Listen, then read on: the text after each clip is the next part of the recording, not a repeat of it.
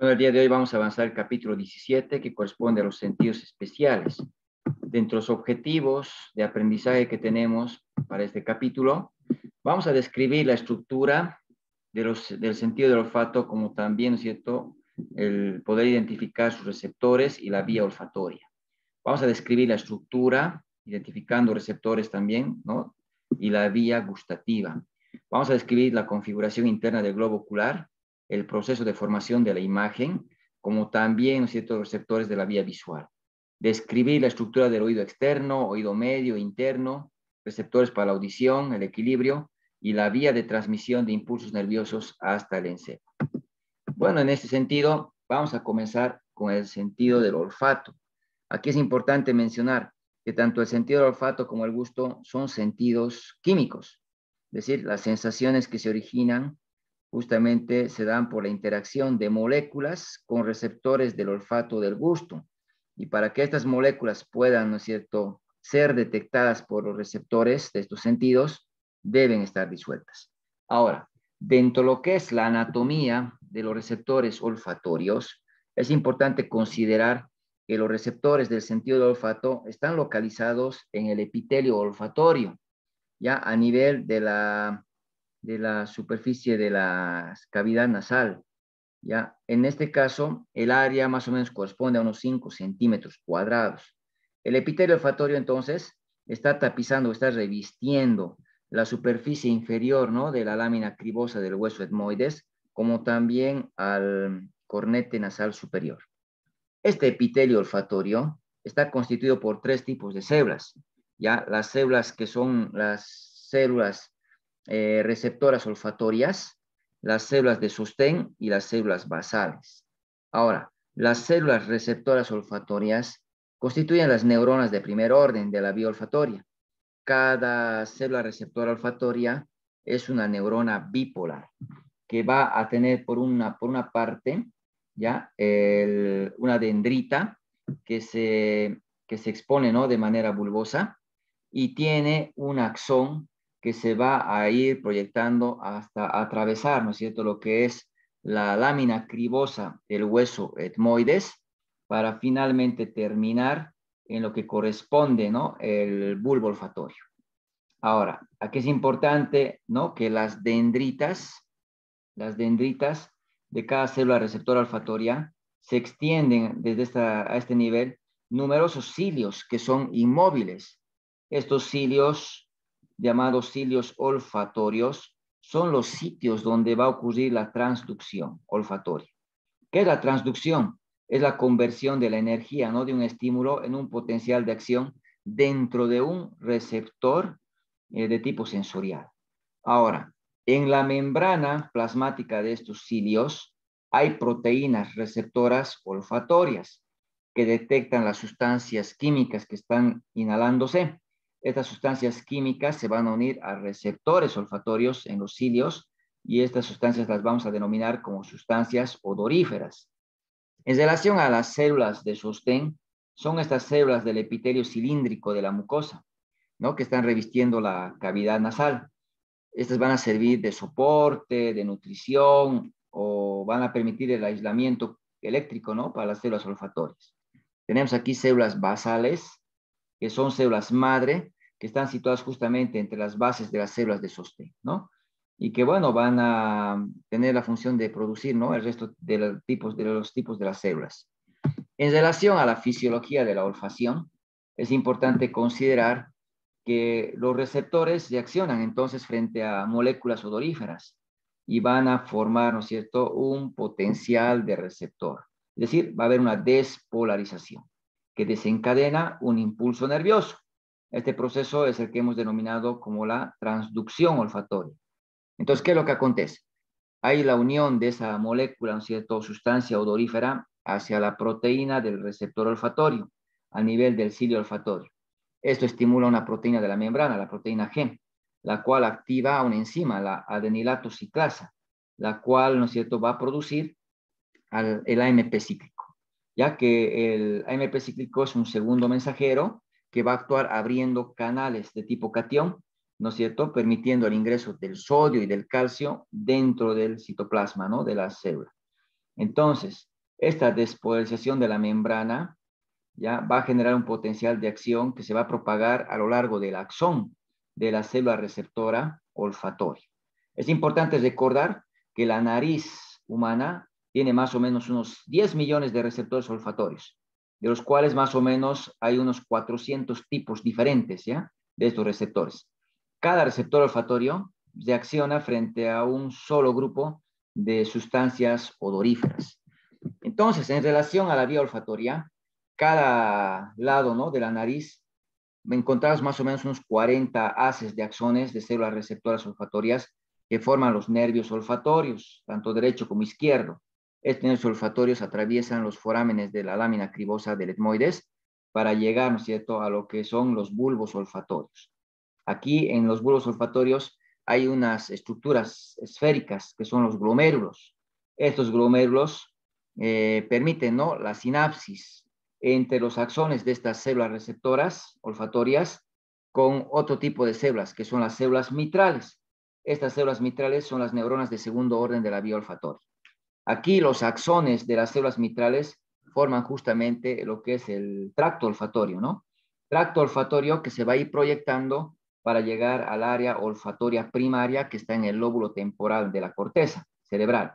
Entonces, aquí podemos considerar que las sensaciones olfatorias serían las únicas sensaciones que llegan a la corteza, ¿no?, sin establecer contacto o sinapsis primero con el tálamo. Sin embargo, de aquí de la corteza olfatoria se va a extender una vía hacia el tálamo y del tálamo hacia la corteza ya órbito-frontal, en el lóbulo frontal, donde se puede ya discriminar, ¿no es cierto?, los diferentes olores. En relación al gusto, habías mencionado, ¿no es cierto?, que el olfato y el gusto son sentidos químicos. Entonces, este sentido del gusto es mucho más simple que el olfato. Podemos diferenciar aquí 5 gustos primarios: salado, agrio, dulce, amargo y el llamado umami, considerando que el gusto, ¿no?, salado se debe a la presencia de los iones de sodio en los alimentos, ¿no? El agrio se debe a la presencia de los iones de hidrógeno, y el gusto de dulce dependerá, ¿no?, de la presencia de azúcares, como la glucosa, fructosa, sacarosa, ¿no? Pero también vamos a mencionar el gusto umami, que se lo describe, ¿no?, como sabroso, que es causado por aminoácidos, ¿no?, en especial el glutamato. Ahora, los olores de los alimentos, ¿no?, pueden pasar de la boca hacia la cavidad nasal, donde estimulan también receptores olfatorios. El olfato es mucho más sensible que el gusto, por tanto, una concentración de una sustancia alimenticia estimula mucho más el olfato que en relación al gusto, ¿ya? Ahora, es importante aquí describir la anatomía de los corpúsculos gustativos y mencionar lo que son las papilas gustativas, ¿no? Los receptores para el gusto, entonces, están localizados en lo que son los corpúsculos gustativos. Ya, la mayor parte de estos corpúsculos, que son alrededor, ¿no?, de 10.000, se encuentran en la lengua. Sin embargo, también podemos encontrar a nivel del paladar blando, la faringe y la epiglotis, ¿no? Cada corpúsculo gustativo es una formación que contiene, ¿no?, 3 tipos de células epiteliales. Ya tiene células de sostén, tiene células receptoras gustativas y células basales, ¿ya? Y células basales. Entonces, las células de sostén van a rodear, ¿ya? Van a rodear alrededor de 50 células receptoras gustativas en cada corpúsculo gustativo. ¿Ya? Estas tienen sus microvellosidades gustativas que se proyectan, ¿no?, desde cada célula receptora gustativa hacia la superficie externa a través de los poros gustativos. Ahora, las células basales, en cambio, ya son células madre que se hallan en la periferia del corpúsculo gustativo. Y bueno, ellas producen células de sostén que después se transforman en células receptoras gustativas. Los corpúsculos gustativos, entonces, ¿no?, se encuentran en unas elevaciones que se ubican a nivel de la lengua, llamadas papilas. Esto permite que aumente el área de superficial y le dan ese aspecto o textura, ¿no?, rugosa a la cara superior de la lengua. Hay 3 tipos de papilas que tienen estos corpúsculos gustativos. Aquí vamos a mencionar, por ejemplo, las papilas circunvaladas, ¿no?, que son grandes, son circulares, como podemos ver en la imagen, y que conforman una especie de V, ¿no? En la cara posterior, en la cara superior de la lengua, ¿no? En la parte posterior. ¿Ya? Cada una de estas papilas alojan más o menos unos 100 a 300 corpúsculos gustativos.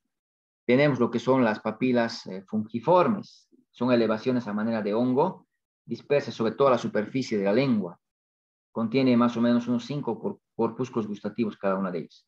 Y tenemos las papilas foliares, ¿ya? Estas tienen la forma de hojas de papel. Están situadas en estos surcos, ¿no? De los bordes laterales de la lengua. Entonces, toda la superficie de la lengua, además, tiene otro tipo de papilas, las papilas filiformes. Estas tienen una estructura más o menos puntiaguda y contienen, ¿no? receptores táctiles, pero no así corpúsculos gustativos. En relación, entonces, a lo que es la fisiología del gusto, las sustancias químicas, ¿no? Que estimulan a los receptores gustativos los vamos a llamar sustancias saporíferas. Estas sustancias saporíferas se disuelven en la saliva, ¿no? Y van a establecer contacto, ¿no? Con la membrana plasmática de las microvellosidades gustativas, donde producen la transducción del gusto. ¿Cuál va a ser el resultado? La generación de un potencial despolarizante, ¿ya? A nivel de receptor, que estimula la exocitosis de vesículas sinápticas de la célula receptora gustativa, ¿ya? Estos neurotransmisores liberados van a desencadenar potenciales de acción graduales que generan impulsos nerviosos en las neuronas sensoriales de primer orden, ¿no? De la vía gustativa. Entonces, aquí es importante mencionar que una célula receptora gustativa responde solo a un tipo, ¿no? de sustancia saporífera. Y además, considerar, ¿no? que una célula receptora gustativa que detecta, por ejemplo, un sabor como el amargo, solo tiene receptores para este sabor y no responde frente a otras sustancias, ¿no? Saporíferas, por ejemplo, dulces o saladas. Bueno, vamos a ingresar a la descripción de la vía gustativa. Hay 3 nervios craneales que contienen axones de neuronas gustativas. ¿Ya? El nervio facial, que el séptimo par, ¿no? Que inerva los corpúsculos gustativos de los 2/3 anteriores de la lengua. El glosofaringio, que inerva, ¿no? los corpúsculos del tercio posterior de la lengua. Y el nervio vago, ¿no? Que lo hacen los corpúsculos gustativos de la faringe y de la epiglotis. Desde los corpúsculos gustativos, los impulsos, ¿no? se propagan por estos nervios hasta los núcleos gustativos a nivel del bulbo raquídeo. Desde el bulbo raquídeo vamos a encontrar que las señales, ¿no? son conducidas por los axones, ¿ya? Y se van a proyectar tanto al hipotálamo como también al sistema límbico, y otras van a ir hacia el tálamo, hacia el tálamo. Estas señales gustativas que se proyectan desde el tálamo, ¿no es cierto?, van a ir hacia el área gustativa primaria a nivel de la corteza cerebral, ¿no? que corresponde al área 43. Y ahí se va a originar la percepción consciente del gusto, del gusto. Ahora, en relación al sentido de la vista, es importante considerar que los ojos son responsables de poder detectar, ¿no? la luz visible. Esta luz visible corresponde, ¿no es cierto?, a la parte del espectro electromagnético que va desde una longitud, ¿no? de onda de 400 nanómetros hasta los 700 nanómetros. ¿Ya? Es importante considerar que la luz visible exhibe una serie de colores. Y aquí tenemos justamente que cuando hablamos de esa onda de 400 nanómetros corresponde al color violeta, y cuando es 700 al color rojo. Ahora, es importante mencionar que los objetos absorben ciertas longitudes de onda de luz visible y reflejan otras. Ahora, las estructuras accesorias, ¿no? Del ojo, los vamos a considerar aquí, por ejemplo, cuando hablamos, ¿no es cierto?, de los párpados, la hendidura palpebral, lo que corresponde a la conjuntiva, ¿no es cierto?, palpebral y ocular, como también vamos a ir mencionando a las pestañas, las cejas, entre otros. Al hablar de párpados, ¿no? Hay un párpado superior y un párpado inferior en cada lado. Cubren a los ojos, ¿no es cierto?, cuando duerme una persona, cuando nos sirve para proteger, ¿no es cierto?, de una luz excesiva, de cuerpos extraños, por ejemplo. Y además distribuye las secreciones que lubrican, ¿no?, el globo ocular. El párpado superior tiene más movimiento que el inferior. Aquí vamos a encontrar, ¿no es cierto?, el músculo elevador del párpado superior, que está inervado por el tercer par craneano. Vamos a encontrar una hendidura entre los párpados superior e inferior, que es la hendidura palpebral. ¿Ya? Esta hendidura palpebral tiene ángulos. llamadas comisuras. Esta comisura, por ejemplo, llamada lateral, ¿no es cierto?, que está cercana al hueso temporal, como también hay una comisura medial, ¿no?, que está cerca al hueso nasal. Esta es más ancha. Aquí en la comisura medial encontramos, ¿no es cierto?, una elevación rojiza, que es la carúncula lagrimal, que contiene glándulas sebáceas y glándulas sudoríparas. Bueno, desde la superficie a la profundidad, el párpado está constituido, ¿no?, por la epidermis, la dermis, el tejido subcutáneo. Hay fibras de músculo que es del orbicular, ¿no?, de los párpados. Tiene la placa tarsal, ¿ya? Y tiene glándulas tarsales y la conjuntiva. La placa tarsal es un grueso pliegue, ¿ya?, de tejido conectivo que le da la forma al párpado. Dentro de cada placa tarsal vamos a encontrar glándulas sebáceas, ya que son las llamadas glándulas de Meibomian. Ahora, vamos a encontrar una delgada membrana mucosa que protege, ¿no?, que es la conjuntiva palpebral, que está revestida en su cara interna, ¿no? Como también hay una conjuntiva ocular que reviste, ¿no?, la esclerótica y no así la córnea, ¿no?, del ojo. Esta conjuntiva ocular que reviste la esclerótica es ¿no es cierto?, una conjuntiva que es vascular, ¿no es cierto?, es vascular. Aquí vamos a encontrar elementos como las pestañas, ¿ya?, y las cejas. Cuando hablamos de las pestañas, ¿ya?, las pestañas se proyectan entonces desde el borde, ¿no?, de cada párpado. En cambio, las cejas van formando una especie de arco transversal por encima, ¿no?, del párpado superior. Estos van a ayudar a proteger, ¿no?, contra cuerpos extraños, contra el sudor, los rayos directos del sol, por ejemplo, ¿no? Aquí vamos a encontrar unas glándulas, que son las glándulas sebáceas ciliares, que se encuentran, ¿no?, en la base de los folículos pilosos de las pestañas. En relación al aparato lagrimal, es importante considerar que el aparato lagrimal está constituido por varias estructuras, ¿ya? Es un grupo de estructuras que producen y drenan las lágrimas, ¿ya? Estas glándulas lagrimales, que conforman parte del aparato lagrimal, ¿no es cierto?, tienen forma más o menos de una almendra, van a secretar las lágrimas que drenan a través de unos 6 o 12 conductos, que son excretores lagrimales, que se vacían, ¿no?, sobre la superficie de la conjuntiva del párpado superior. Desde ahí las lágrimas van a ir pasando en dirección medial sobre la superficie anterior del ojo y van a ingresar en dos pequeñas aperturas, ¿ya? Dos pequeñas aperturas, que son los puntos lagrimales. Después las lágrimas pasan al interior de dos conductos, que son los canalículos lagrimales, tanto superior como inferior, ¿ya? Estos van a llevar hacia el saco lagrimal, ¿ya? Y después pasa al conducto nasolagrimal. Este conducto lleva, ¿cierto?, las lágrimas hacia la cavidad nasal, ¿ya? Por debajo más o menos del cornete inferior es donde se va a aperturar. Las glándulas lagrimales entonces están inervadas por fibras parasimpáticas del nervio facial. Este líquido lagrimal contiene, ¿cierto?, obviamente agua, pero también tiene sales, tiene mucus y tiene la lisosima.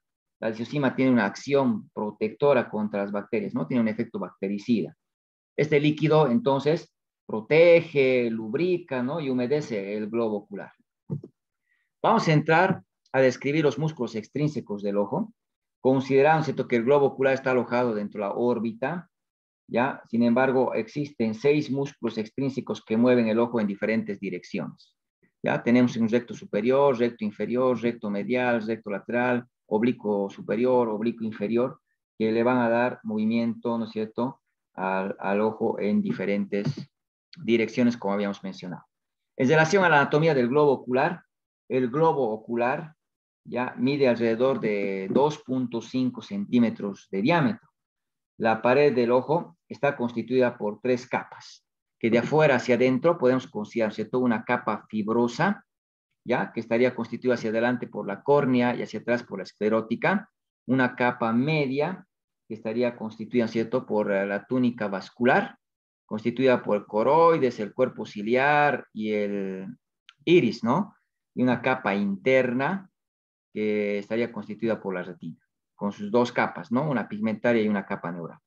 Entonces, vamos a empezar describiendo esta capa fibrosa. Como había mencionado, es la capa superficial del globo ocular y consiste, ¿no?, hacia adelante por la córnea. La córnea es una capa transparente que está cubriendo, ¿cierto?, al iris. El iris sería la porción de color de nuestro ojo, ¿no? El color de nuestro ojo. Entonces, la esclerótica, que está en la parte posterior, también forma parte de esta túnica fibrosa. Esta esclerótica, ¿no?, es la parte blanca, ¿no?, del ojo. Es una capa de tejido conectivo denso. Está compuesto por fibras de colágeno, tiene fibroblastos. Esta esclerótica está cubriendo todo el globo ocular, ¿ya?, excepto a nivel de la córnea. Y es la que le da la forma, ¿no?, y lo hace más rígido. Sirve como un sitio de inserción de esos músculos extrínsecos que habíamos mencionado. Ahora, la túnica vascular, que es la túnica media, habíamos indicado, ¿no?, que está formada por la coroides, por el cuerpo ciliar y el iris. ¿Ya? Es llamada también úvea. Esta está formada por tres partes. La coroides, que hemos dicho, ¿no?, que está en la parte posterior, es altamente vascularizada, ¿ya?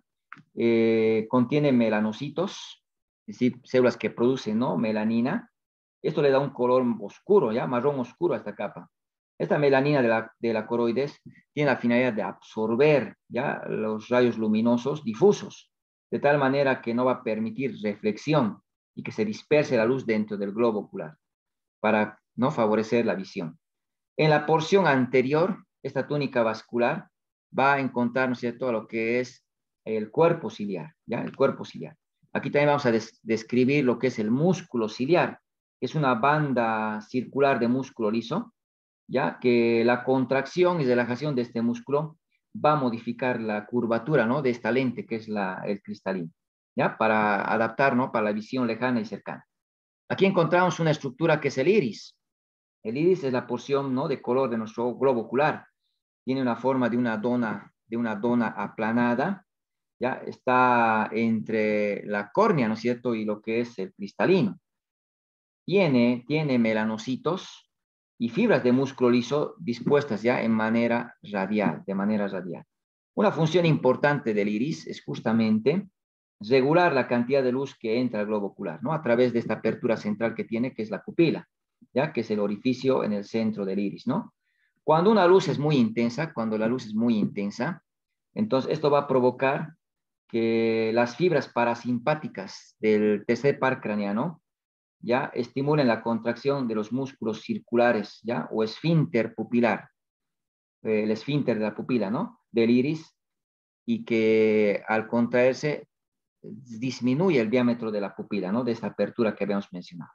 Pero cuando hay poca iluminación o la luz es muy débil, las fibras simpáticas son las que estimulan a la contracción de los músculos radiales, más bien del iris, ¿no?, que son los dilatadores de la pupila, aumentando el diámetro, ¿no?, de la pupila, en lo que es la midriasis, ¿no?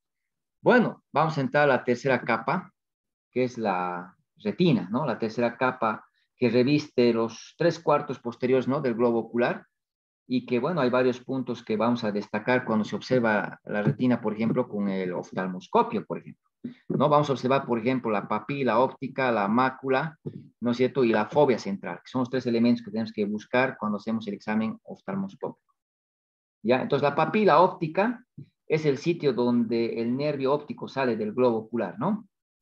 Junto al nervio óptico vamos a encontrar, ¿no?, que se encuentra también la arteria central de la retina, como también la arteria oftálmica, ¿no?, y la vena central de la retina. Entonces, es posible también con el oftalmoscopio, les decía, observar, ¿no?, la mácula, que se encuentra en el centro de la retina, y la fovea central, ya que es una depresión en el centro de la mácula lútea. Ahora, la retina consiste en dos capas, ¿ya? Tiene una capa, ¿no es cierto?, pigmentada y una capa neural. La capa pigmentada es una lámina de células epiteliales que contienen melanina. ¿Ya? Estas células, o esta melanina, perdón, ayuda, ¿no?, a absorber los rayos luminosos difusos, al igual como en la coroides. Y tiene una capa neural, ¿no?, que es la sensorial, que aquí van justamente a estar formada por varias capas, tres capas distintas, ¿ya? La capa, ¿no?, de los fotorreceptores, la capa de las células bipolares y la capa de las células ganglionares, ¿no es cierto?, separadas por zonas, lo que son las capas sinápticas, ¿no? Y aquí en las capas sinápticas tenemos, ¿no?, la capa sináptica externa, la capa sináptica interna. Bueno, los fotorreceptores entonces son las células especializadas ya de la capa de fotorreceptores que inician el proceso por el cual la luz, ¿no? Los rayos luminosos son convertidos finalmente en impulsos nerviosos, es decir, son los receptores. Hay dos tipos de fotorreceptores, los que son los conos y los bastones. Los bastones permiten ver la luz tenue, ¿ya? No proveen la visión a colores en los bastones. En cambio, los conos producen, ¿no? Estos son los conos y estos son los bastones. Los conos producen la visión en colores. Entonces, es importante considerar, ¿no? Que en la retina entonces, hay tres tipos de conos. ¿Ya? Hay conos azules, sensibles a la luz azul, conos verdes, sensibles a la luz verde, y conos rojos, sensibles a la luz roja. ¿Ya?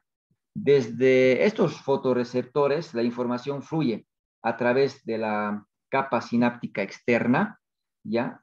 Hasta la capa de células bipolares.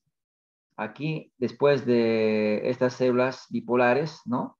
A través de la capa de sináptica interna, va a progresar, ¿no es cierto?, el impulso hasta las células ganglionares. Y las células ganglionares, con sus axones, forman el nervio óptico, ¿no? A nivel de la papila, abandonando el globo ocular. Y bueno, entonces la papila óptica también se denomina como punto ciego, ¿ya? Porque aquí no hay fotorreceptores, ¿ya? Entonces no puede verse imágenes si la luz incide a este nivel, ¿no? Vamos a encontrar la mácula lútea, ya que se encuentra en el centro, ¿no? De la retina, y hemos dicho, ¿no? La fobia central, que es una pequeña depresión en el centro de esta mácula lútea. ¿Ya? Esta fobia central solo tiene conos, solo tiene conos. Por tanto, la fobia central es un área de mayor agudeza visual, ¿ya? O la zona de mayor resolución. Vamos a encontrar otra lente que vamos a describir justamente. Aquí está el cristalino. Una lente biconvexa, ¿no es cierto? Que se encuentra justamente detrás de la pupila y del iris y que carece de vasos sanguíneos. Tiene su cápsula de tejido conectivo transparente y bueno, en relación al interior del globo ocular, este cristalino divide al globo ocular en dos cavidades. La cavidad anterior, ya, que está, ¿no es cierto?, ubicada delante del cristalino, va a tener dos cámaras, La cámara anterior, que estaría, ¿no?, entre la córnea y el iris, ¿no? Y la cámara posterior, que está entre el iris y el cristalino, Ya, estas cámaras están llenas de lo que es el humor acuoso, ¿no? Un líquido acuoso transparente que nutre, ¿no?, al cristalino y a la córnea. Ahora bien, aquí tenemos la cámara vítrea, que sería la cavidad posterior, ya, en el globo ocular. Este se encuentra, ¿no es cierto?, entre el cristalino y la retina, ¿no? Dentro de esta cámara vítrea se encuentra el humor vítreo, ¿ya? Que es una sustancia transparente, a manera de un gel, ¿ya? Y que mantiene pegada, ¿no?, la retina a la coroides. Este humor vítreo ya no tiene un recambio constante. Aquí vamos a encontrar en algunos casos un conducto, ¿ya? El conducto llamado hialoideo. Es un estrecho tubo que atraviesa el humor vítreo, ¿ya? Desde el cristalino, ¿cierto?, hacia lo que es la papila. La presión dentro del globo ocular, llamada presión intraocular, se debe sobre todo, ¿cierto?, al humor acuoso y al humor vítreo, y corresponde a los 16 milímetros de mercurio. En relación a la fisiología, para poder, ¿no es cierto?, explicar, es importante considerar al ojo, ¿no?, como una cámara fotográfica, y para entender cómo se van formando las imágenes claras, ¿no?, de los objetos sobre la retina, hay que considerar la definición de estos procesos: refracción, acomodación y la contracción de la pupila. Entonces, empecemos con lo que corresponde a la refracción de los rayos luminosos. Es importante considerar, ¿no es cierto?, que la refracción es el desvío que sufren los rayos luminosos cuando atraviesan dos sustancias de diferente densidad, ¿no? Entonces, cuando la luz llega hacia la córnea, cambia de dirección, ¿no es cierto?, tanto en la cara anterior como en la cara posterior, ¿ya? Entonces, de esa manera, ambas superficies también del cristalino van a permitir esta refracción. Por tanto, es importante, ¿no es cierto?, que cuando se va cambiando de dirección este estímulo luminoso, va a permitir que se forme la imagen en la retina de manera invertida, Alrededor del 75% de la refracción de la luz ocurre a nivel de la córnea y el 25% a nivel del cristalino, ¿no? Y las otras estructuras. Entonces, es importante considerar, ¿cierto?, que sea para la visión lejana o cercana, vamos a encontrar que la imagen se debe formar a nivel de la retina y se forma así, de manera inversa, para que el sistema nervioso después lo interprete adecuadamente. La acomodación. En relación a la acomodación, hay que considerar, hemos dicho, el cristalino es una lente biconvexa, ¿no? Es convexo en sus dos superficies, tanto anterior como posterior. Y su poder de enfoque aumenta a medida que su curvatura se hace más grande. Y cuanto más convexo se vuelva, ¿no?, es mayor la refracción. Cuando el ojo se enfoca en un objeto cercano, el cristalino se vuelve más curvo, ¿no es cierto?, más curvo, lo que produce que haya mayor refracción de los rayos luminosos. Entonces el cristalino, para la visión cercana, ¿no es cierto?, se vuelve más curvo. Y eso es lo que se conoce como la acomodación. Es el aumento de la curvatura del cristalino para la visión cercana. Ahora, cuando se observan objetos lejanos, ¿no es cierto?, se tiene que el cristalino está más aplanado, y encontramos que el músculo ciliar entonces está relajado, ¿no es cierto?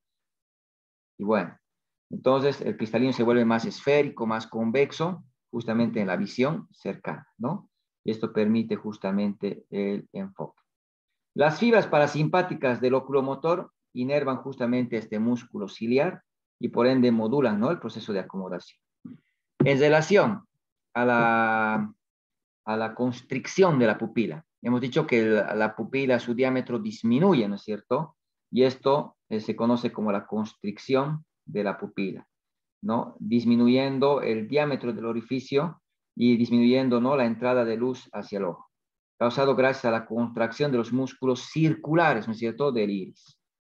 Ahora, vamos a entrar a lo que es la función de los fotorreceptores. Habíamos visto que habían dos fotorreceptores, ¿no?, lo que eran los conos y los bastones.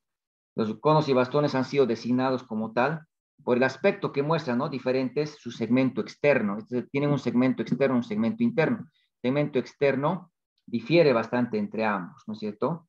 Cada uno tiene una característica. Por ejemplo, en los bastones, este segmento es cilíndrico, mientras que en los conos tiene esa forma cónica.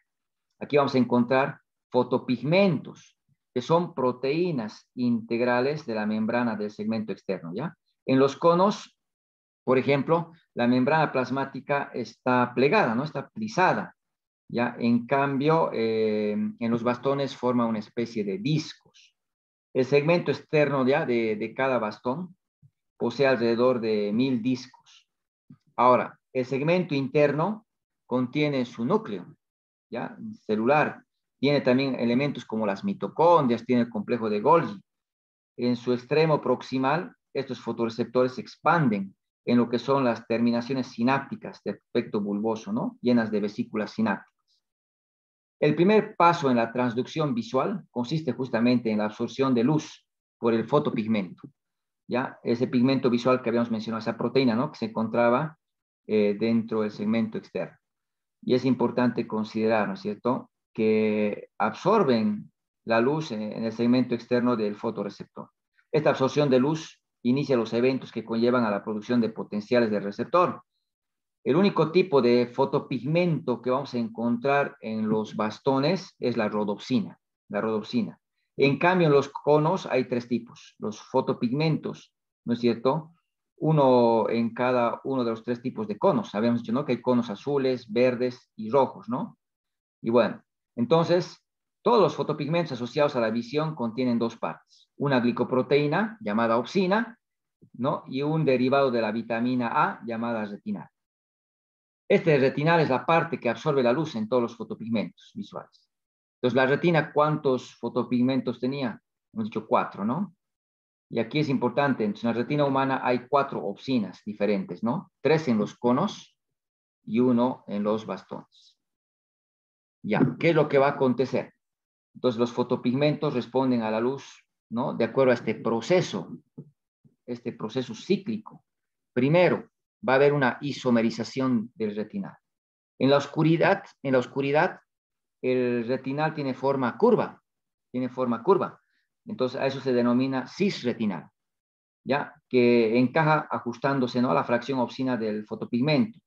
Cuando el cisretinal absorbe el fotón de luz, se endereza, se vuelve recto, ¿no es cierto? Y se denomina transretinal. Esta conversión del cis al transretinal es lo que se llama la isomerización. Después de que el retinal se isomeriza, se producen cambios químicos en el segmento externo del fotorreceptor. Estos cambios químicos llevan a la producción de un potencial de receptor. ¿Ya? Más o menos, 1 minuto el transretinal se separa de la opsina. ¿Ya? El retinal es responsable del color, ¿no?, del fotopigmento. De modo que la separación del transretinal de la opsina hace que aparezca, ¿no?, de manera incolora. Eso se llama el blanqueamiento. ¿Ya? Una enzima denominada retinal isomerasa convierte el transretinal nuevamente en cisretinal. Eso se llama la conversión. Y finalmente se tiene la regeneración, donde el cisretinal podrá unirse nuevamente a la opsina y volverse a formar el fotopigmento funcional, ¿no? Y así se va repitiendo el ciclo. En relación a la vía visual, es importante considerar, ¿cierto?, que los axones de las células ganglionares de la retina forman el nervio óptico, que es la vía de salida de la retina hacia el cerebro. El nervio óptico va a atravesar una estructura que es el quiasma óptico. ¿Ya? Aquí vamos a encontrar que algunos de los axones van a entrecruzar la línea media hacia el lado opuesto y otras siguen el mismo lado, homolateral. Entonces, el quiasma es un punto de cruce de estos axones. Algunos axones van a cruzar al lado opuesto, mientras otros siguen, ¿no es cierto?, por el mismo lado, ¿no es cierto?, siguiendo, formando parte de ese tracto óptico, ¿no?, para llegar hacia el cerebro. Y bueno, la mayoría de estas van a terminar, ¿no es cierto?, en lo que corresponden los núcleos geniculados, ¿no?, lateral del tálamo. Van a llegar al núcleo genicular del tálamo. Ahí hacen sinapsis con neuronas cuyos axones forman las radiaciones ópticas, que finalmente se proyectan hacia las áreas visuales, ¿no?, primarias en los lóbulos occipitales, área 17. Sin embargo, hay algunas fibras del tracto óptico que terminan en el colículo superior, ¿no?, que controla justamente los músculos extrínsecos del ojo y pues que van a ir justamente al área pretectal para controlar los reflejos de acomodación y los reflejos de la pupila. Todo lo que puede ver un ojo, ¿no es cierto?, se constituye en el campo visual. Es decir, si nos tapamos un ojo, el lado derecho va a tener su campo visual. Me tapo el derecho, el izquierdo tiene su propio campo visual. Y el campo visual lo voy a dividir en dos partes, ¿ya?, en dos regiones. La mitad nasal, que es central, ¿no es cierto?, y la mitad temporal, que es periférica. ¿Ya? Cada ojo entonces tiene esa característica.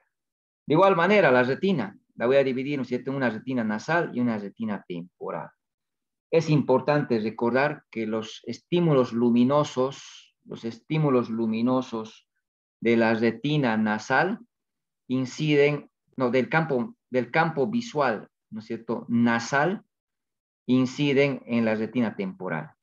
Y los estímulos luminosos del campo temporal terminan en la retina nasal, es decir, al lado opuesto, ¿no es cierto?, del campo visual temporal terminan en la retina nasal. En el campo nasal terminan en la retina temporal, ¿no es cierto?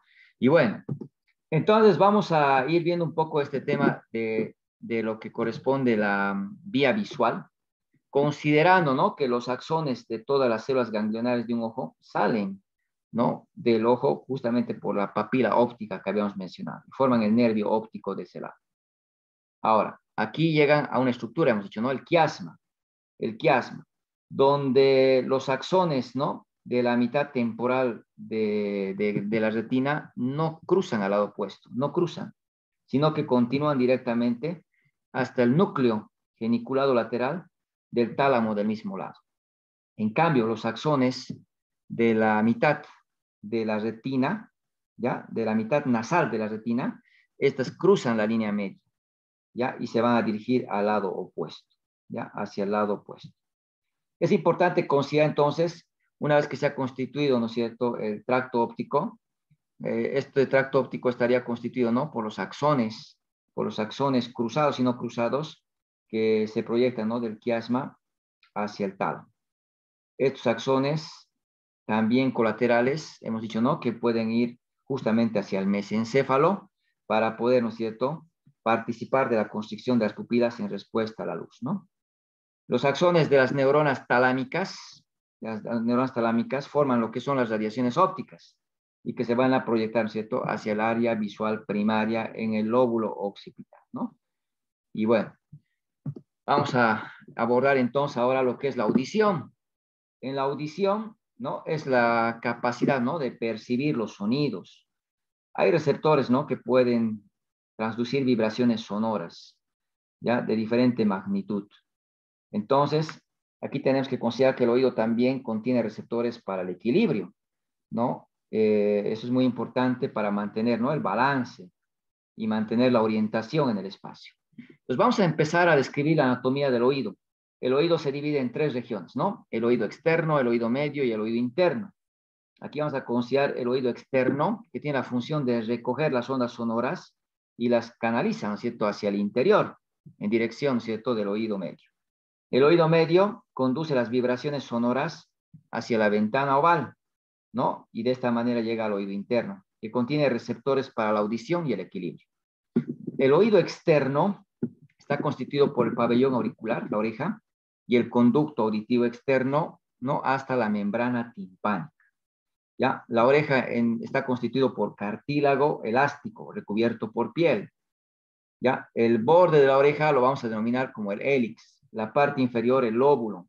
El conducto auditivo externo es un tubo, ¿no? Curvo de más o menos 2.5 centímetros que se encuentra en el hueso temporal y va a ir direccionando, ¿cierto?, hacia la membrana timpánica. La membrana timpánica es una membrana delgada, semitransparente, que separa, ¿no?, el conducto auditivo externo del oído medio. Esta membrana timpánica está cubierta por epidermis y revestida del lado del oído medio por un epitelio cúbico simple. Entre las capas epiteliales hay tejido conectivo, ¿ya? Que tiene colágeno, tiene fibras elásticas, tiene fibroblastos. El oído medio es una pequeña cavidad, ¿ya?, que está revestida con un epitelio y tiene aire en la porción petrosa, ¿no?, del hueso temporal. Está separado del oído externo por la membrana timpánica y del oído interno por dos pequeñas aberturas, ¿no?, la ventana oval y la ventana redonda.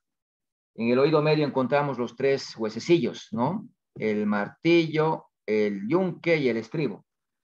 Los huesecillos del oído, ¿no?, que tienen articulaciones sinoviales. Aquí es importante entonces considerar que el mango del martillo está fijado a la superficie interna de la membrana timpánica y la cabeza del martillo se articula con el cuerpo del yunque. El yunque es el hueso medio de esta cadena, se articula con la cabeza del estribo. ¿Ya? El estribo tiene una base o placa, ¿ya? Esta placa pedia, ¿ya?, está sobre la ventana oval. Directamente debajo de la ventana oval hay otra apertura que es la ventana redonda. Esta está cerrada por otra membrana llamada membrana timpánica secundaria. Entonces, vamos a encontrar aquí dos músculos importantes. El músculo, ¿no es cierto?, tensor, justamente el músculo tensor del tímpano, que está, ¿no es cierto?, inervado por el ramo mandibular del nervio trigémino, que va a limitar, ¿no es cierto?, que va a limitar justamente el movimiento, ¿ya?, a nivel de la membrana timpánica, para prevenir daños, ¿no?, en el oído interno, causado por ruidos que pueden ser muy fuertes o muy intensos, ¿no? También vamos a encontrar el músculo del estapedio, ¿ya?, que justamente este músculo del estapedio está inervado por el facial, que es el músculo esquelético más pequeño del cuerpo humano y que protege, ¿no?, la ventana oval, atenuando las vibraciones producidas por ruidos muy intensos. Aquí vamos a encontrar también la apertura de lo que corresponde, ¿no?, a la trompa de Eustaquio, que comunica el oído medio con la nasofaringe.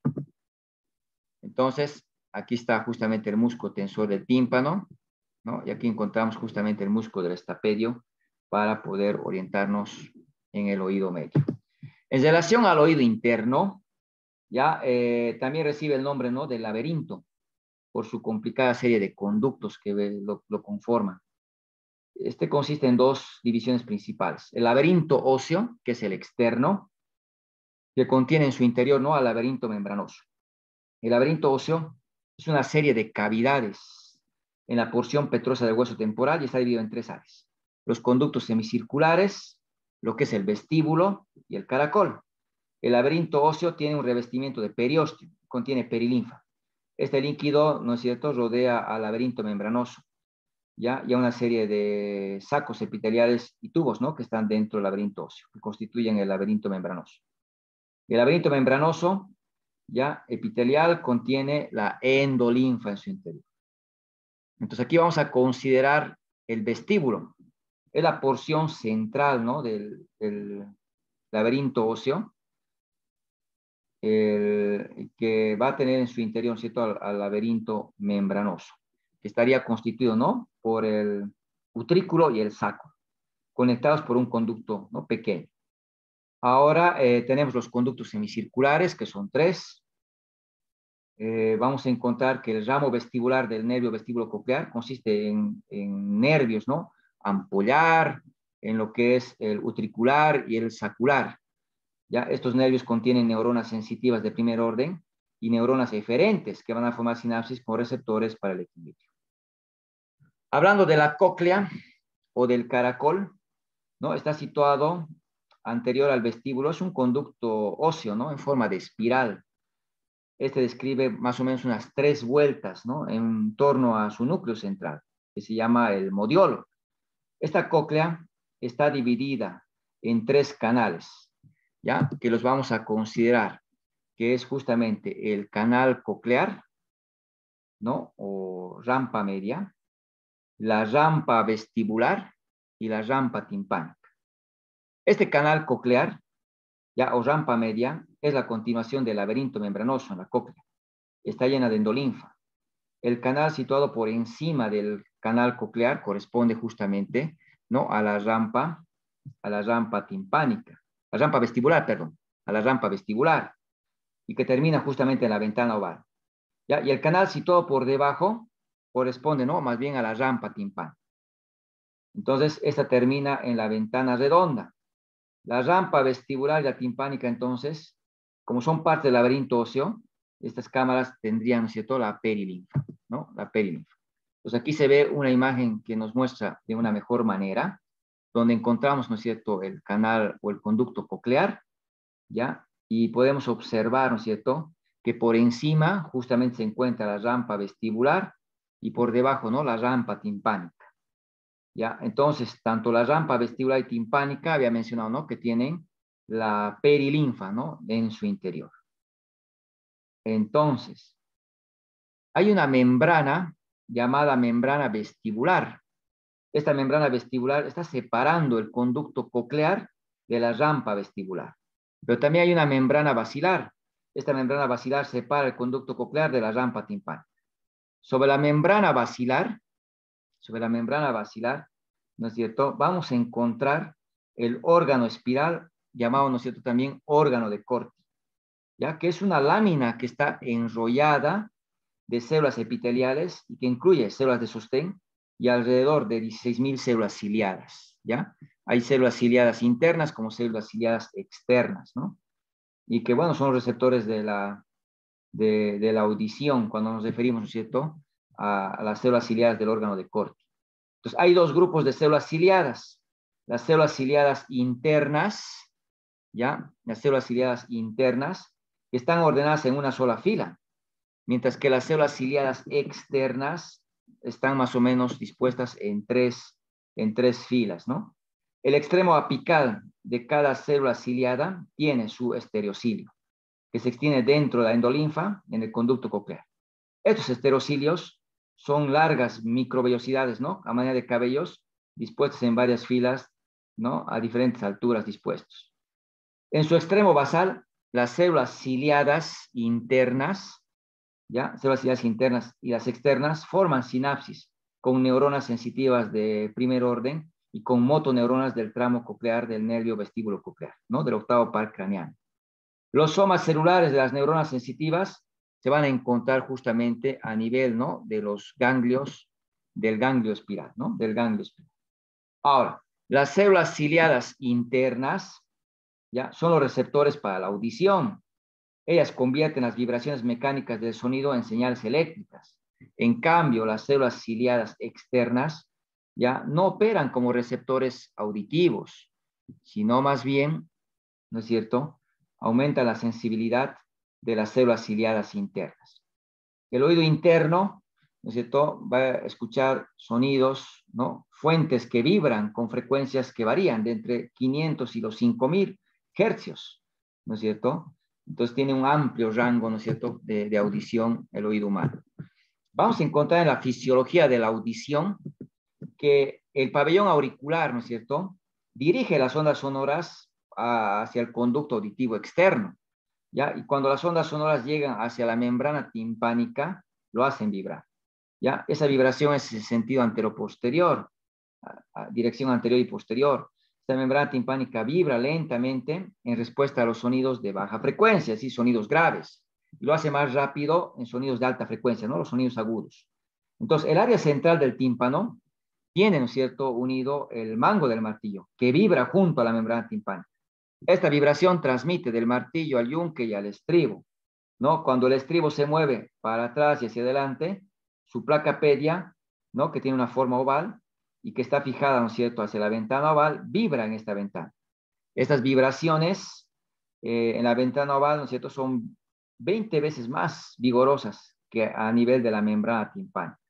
Este movimiento del estribo en la ventana oval desencadena ondas de líquido en la presión en la perilinfa de la cóclea. Ya cuando la ventana oval se flexiona hacia adentro, presiona sobre la perilinfa de la rampa vestibular, ¿no? Entonces, estas ondas de presión son transmitidas por la rampa vestibular hacia la rampa timpánica y hacia la ventana redonda, lo que ocasiona, ¿no?, que se abombe en el oído interno. Cuando estas ondas sonoras deforman las paredes de la rampa vestibular y la rampa timpánica, también impulsan la membrana vestibular hacia atrás y adelante, creando ondas de presión en la endolinfa dentro del canal coclear. Estas ondas de presión dentro de la endolinfa ya hacen que vibre la membrana basilar, que mueve las células ciliares del órgano de Corti contra la membrana tectorial, y esto hace que los estereocilios se doblen, ¿no?, y generen impulsos nerviosos en neuronas de primer orden de las fibras nerviosas cocleares, ¿no? Ahora bien, en relación a las ondas sonoras, ¿no? Hemos dicho, ¿no?, que hay de alta frecuencia y de baja frecuencia, ¿no?, que nos va a dar el sonido, ¿no?, agudo y grave. Sin embargo, la intensidad dependerá también, ¿no?, de la intensidad de la vibración. Ahora, en relación a la vía auditiva, es importante considerar, ¿cierto?, de que la liberación de los neurotransmisores de las células ciliadas, ¿no?, del órgano de Corti genera potenciales de acción en las neuronas de primer orden que inervan estas células ciliadas. Sus axones de estas neuronas forman el ramo coclear del octavo par craneal. Estos axones forman sinapsis con las neuronas de los núcleos cocleares, ¿no?, de los núcleos cocleares del bulbo raquídeo. Algunos de los axones de estos núcleos cocleares van a cruzar, ¿no?, el bulbo raquídeo hacia el lado opuesto y van a ascender, ¿no es cierto?, por el lemnisco lateral y terminan en los colículos inferiores, ¿no?, del mesencéfalo, el mesencéfalo. Entonces, es importante considerar que hay axones que cruzan la línea media y otras que van a seguir el mismo lado, ¿no? Y bueno, algunos axones de los núcleos cocleares terminan más bien, ¿no?, directamente en el núcleo olivar superior, ¿no?, núcleo olivar superior a nivel de la protuberancia. Y los axones de estos núcleos olivar superior ascienden, ¿no es cierto?, de igual manera hacia el mesencéfalo, donde terminan en los colículos inferiores. Desde cada colículo inferior se van a extender los axones hacia el núcleo, ¿no?, geniculado inferior del tálamo. En el tálamo, las neuronas proyectan entonces sus axones hacia al área auditiva primaria, ¿no?, en la corteza cerebral. Bueno, también va a haber la comunicación con el área accesoria, ¿no?, con el área 22. Entonces, eso es importante para poder recordar en relación a la audición. En relación al equilibrio, de manera muy puntual, Recordemos, ¿no es cierto?, que el oído no solo detecta sonidos, sino también cambios en el equilibrio, ¿no?, en el balance. Movimientos del cuerpo estimulan receptores para el equilibrio. Estos van a ser, ¿no es cierto?, lo que es la aceleración, la desaceleración, por ejemplo, lineal, como cuando un automóvil arranca o se detiene, ¿no?, de manera brusca, inclinando la cabeza hacia adelante o hacia atrás, ¿no? Y bueno, los órganos receptores para el equilibrio llevan justamente ese nombre, ¿no?, que corresponde al aparato vestibular y va a incluir justamente, ¿no?, a lo que es el utrículo y el sáculo en el vestíbulo y los conductos semicirculares en los canales, ¿no?, semicirculares.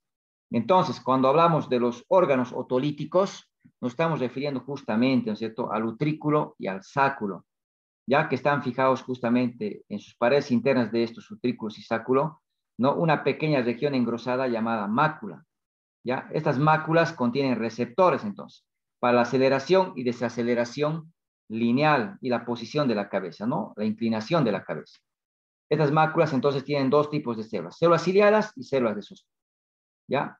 Y bueno, entonces, en relación a lo que es las vías del equilibrio, tenemos que considerar, ¿no es cierto?, que la flexión de los pelos de las células ciliadas en los conductos semicirculares, el utrículo y el sáculo, producen la liberación de neurotransmisores, ¿no? De estos, el glutamato, ¿ya?, que genera impulsos nerviosos en las neuronas sensoriales que inervan estas células ciliadas, ¿ya? El soma de las neuronas sensoriales que están, ¿no?, en el ganglio vestibular. Y bueno, los impulsos nerviosos pasan por los axones de estas neuronas y forman el ramo vestibular del octavo par craneano. ¿Ya? La mayoría de estos axones van a ser sinapsis, ¿no?, con neuronas sensitivas en los llamados núcleos vestibulares, ¿ya? Núcleos vestibulares que están a nivel del bulbo raquídeo y a nivel de la protuberancia. Estos núcleos vestibulares también reciben aferencias de otros sitios, por ejemplo, de los ojos, de los propioceptores, ¿no?, especialmente de los músculos del cuello, de los músculos de las extremidades, ¿no?, que indican la posición de los miembros y de la cabeza. Estos axones, ¿no es cierto?, también van a poder ingresar a través del cerebelo, ¿no?, por los pedúnculos cerebelosos inferiores. Estos núcleos vestibulares ahora integran la información proveniente, ¿no?, de los receptores vestibulares, como también receptores visuales y somáticos, y van a enviar orden a diferentes sitios. Pueden enviar a los núcleos de los pares craneales, por ejemplo, ¿no?, al tercer par craneano, al cuarto y al quinto, ¿ya?, que son los que están relacionados con los movimientos, ¿no?, de los ojos, ¿no?, movimientos oculares. También va a ir hacia los núcleos del nervio espinal, del onceavo par craneano, para controlar movimientos de la cabeza y del cuello. Como también, ¿no es cierto?, va a ir al tracto vestíbulo espinal, ¿no?, al tracto vestíbulo espinal, que conduce impulsos, ¿no?, hasta la médula espinal para mantener el tono de los músculos esqueléticos en diferentes niveles. Bueno, también puede ir hacia lo que corresponde, ¿no?, el núcleo ventral, por ejemplo, en el tálamo, ¿no?, el núcleo ventral posterior, por ejemplo, en el tálamo, y después justamente al área vestibular en el lóbulo parietal, a nivel de la corteza cerebral. De esta manera, proporcionamos a la percepción consciente, ¿no?, de la posición y movimientos, tanto de la cabeza como de los diferentes miembros. Para continuar, vamos a dejar para la lectura, ¿no?, el tema del desarrollo embriológico, ¿no?, de los ojos, de los oídos, poder, ¿no es cierto?, hacer referencia a patologías relacionadas al envejecimiento de los sentidos, como corresponde, ¿no?, cataratas, glaucoma, sordera, bueno, las otitis, como la otitis media, revisar la terminología médica descrita, ¿no?, el estrabismo, la otalgia, entre otros, y finalmente, pues, recordar siempre que la bibliografía, ¿no?, del oficial es justamente el Tórtora en su 15ª edición, Principios de Anatomía y Fisiología, y que, bueno, dejamos, ¿no?, para la inquietud, la investigación, justamente esas 3 preguntas de razonamiento, que en base a la lectura las van a poder ir contestando, ¿no? Y siempre recordarles que las presentaciones, videos solo son referencias, ¿no?, una visión general del tema. Importante que asumamos de que la responsabilidad es estudiar todo el contenido, ¿no?, desde el título, ¿no?, resumen, los casos clínicos, la terminología, el envejecimiento, tablas, gráficos, dibujos, todo incluye dentro de la evaluación, ¿no? Y que, bueno, tenemos el Classroom en la plataforma para poder, ¿no es cierto?, ir resolviendo cualquier duda o inquietud que tengan en relación al tema. Y con esto daríamos, ¿no?, por concluido la presentación de